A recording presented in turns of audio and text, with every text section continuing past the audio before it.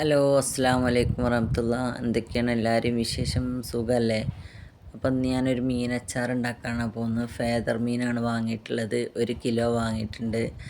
അപ്പോൾ അതുകൊണ്ടാണ് ഉണ്ടാക്കുന്നത്. അത് ഞാൻ ക്ലീൻ ചെയ്ത് മഞ്ഞൾ, മുളക്, ഉപ്പ്, കുരുമുളക് ഇട്ടിട്ട് ഞാൻ മാഗ്നേറ്റ് ചെയ്ത് വെച്ചതാണ് ഒരു അരമണിക്കൂർ. അതിന് ശേഷം ഞാൻ ഒരു കടായി വെച്ച് വെളിച്ചെണ്ണ ഒഴിച്ച് അതിലോട്ടിട്ട് കൊടുക്കുകയാണ്. അപ്പോൾ ഇതുപോലെ കുറച്ച് ഇട്ട് കൊടുത്തിട്ട് നല്ലോണം പൊരിച്ചെടുക്കുക, മൊരിച്ചെടുക്കുക കേട്ടോ. നമ്മളെ ഇഷ്ടത്തിനനുസരിച്ച് പൊരിച്ചെടുക്കുക. നല്ലോണം മൊരിച്ചെടുത്താൽ പിന്നെ നമുക്കധികം കേടൊന്നും വരില്ല. ഇത് വെളിച്ചെണ്ണ ഇല്ലാതെ നല്ലെണ്ണയിലാണ് ഫ്രൈ ചെയ്യണമെന്ന് നമുക്കൊരുപാട് കാലം കേട് വരാതെ സൂക്ഷിക്കാം. ഇപ്പോൾ എല്ലാം റെഡി ആയിട്ടുണ്ട്. ഇനി ഞാൻ അതൊന്ന് കോരിയെടുക്കുകയാണ്. ആദ്യം ഞാൻ ഒരു ബാച്ച് കോരി എടുത്തിട്ടുണ്ട് കേട്ടോ. അപ്പോൾ എല്ലാം ഇതുപോലെ കോരിയെടുക്കുക.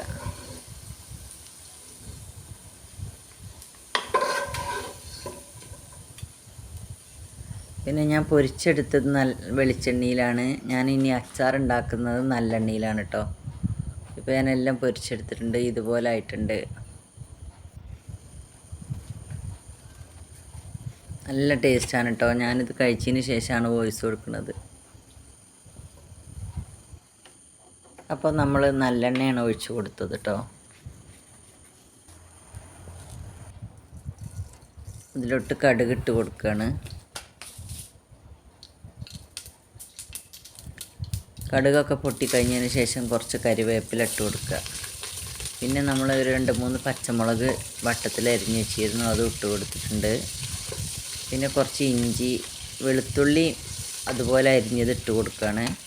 ഇഞ്ചി ഒന്ന് ചതച്ചെടുത്തിട്ടുണ്ട്. അപ്പോൾ ഞാൻ 2 കുടം വെളുത്തുള്ളി എടുത്തിട്ടുണ്ട് കേട്ടോ. അതിങ്ങനെ ചെറുതായിട്ട് അരിഞ്ഞുകൊണ്ട് വെച്ചതാണ്. അത് ഇട്ട് കൊടുത്തിട്ടുണ്ട്. നല്ലോണം അതിൻ്റെ കളറൊക്കെ മാറി ചുമന്ന കളർ വരട്ടെ. അതിന് ശേഷം നമുക്ക് ഇഞ്ചി ഇട്ട് കൊടുക്കാം. അപ്പോൾ ഞാൻ ഇഞ്ചി ഇട്ട് കൊടുത്തിട്ടുണ്ട്. ഇനി അതിലേക്ക് വേണ്ട പൊടികളൊക്കെ ഇട്ട് കൊടുക്കണം. ഞാൻ കാശ്മീരി മുളകും സാദാ മുളകും പൊടി കൂട്ടി പൊടിച്ചതാണ്. അത് ഞാൻ 2 ടേബിൾ സ്പൂൺ ഇട്ട് കൊടുത്തിട്ടുണ്ട്. കുറച്ച് മഞ്ഞൾപ്പൊടി, ഒരു 1/2 ടീസ്പൂണ് കുരുമുളക് പൊടി ഇട്ട് കൊടുത്തിട്ടുണ്ട്.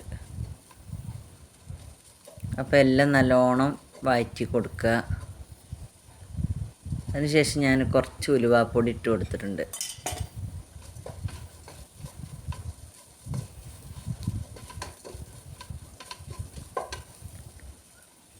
പിന്നെ ഞാൻ കുറച്ചും കൂടെ കറിവേപ്പില ഇട്ട് കൊടുത്തിട്ടുണ്ട്. ഉപ്പ് പാകത്തിന് ഇട്ട് കൊടുക്കുക. നമ്മൾ ഇടയ്ക്കൊന്ന് ടേസ്റ്റ് നോക്കുക ഉപ്പിൻ്റെ എത്ര ഉണ്ട് എന്നുള്ളത്.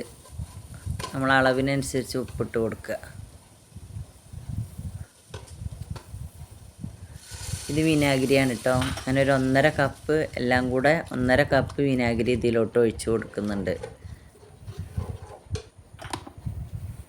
നിങ്ങൾക്ക് പകുതി വിനാഗിരി പകുതി വെള്ളം വേണമെങ്കിൽ ആക്കാം. പക്ഷെ നമ്മളെ അച്ചാർ അധികം സൂക്ഷിക്കാൻ പറ്റില്ല, പെട്ടെന്ന് പൂപ്പൽ വരും വെള്ളം കൂട്ടിയാൽ.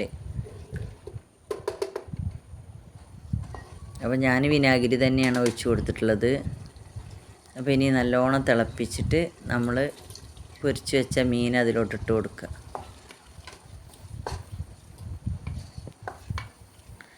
ഇനി ഒന്ന് നല്ലോണം തിളച്ച് വന്നാൽ നമുക്ക് തീ ഓഫാക്കാം. നമ്മളെ അച്ചാർ റെഡി ആയിട്ടുണ്ട്.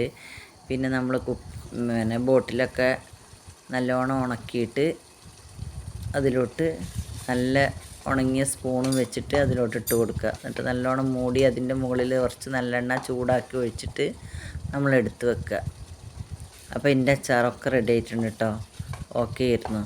അപ്പോൾ ഓക്കെ, അസ്സലാമു അലൈക്കും.